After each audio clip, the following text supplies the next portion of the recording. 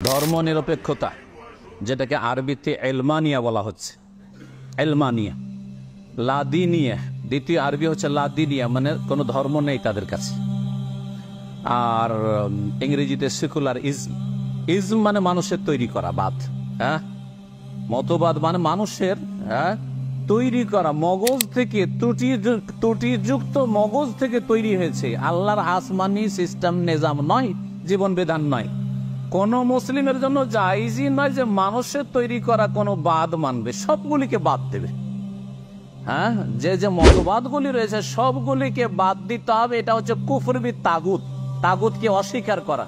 ওয়ায়ুমান বিল্লাহ, তারপরে আল্লাহর আসমানি যে বিধান রয়েছে কোরআন এবং হাদিসের, সেটার বাস্তবায়ন করতে হবে। সুতরাং ধর্মনিরপেক্ষতা একটি কুফরি মতবাদ, আর এর ওপর কেউ যদি সন্তুষ্ট থাকে তাহলে সে কুফরিতে শামিল। আর সেই তা দিয়ে যদি পরিচালনা করে কোনো কিছু দেশ অথবা সমাজ, আর তার যদি খেদমত করে, তাহলে তারা কুফরির মধ্যে রয়েছে। আল্লাহ পাক তাদের যেন ইসলামের সহি জ্ঞান দান করেন, আর তারা সত্যিকার মুসলিম হলে তাদেরকে ফিরে আসার যেন তৌফিক দান করেন। তাদের জন্য হিদায়াত কামনা করি।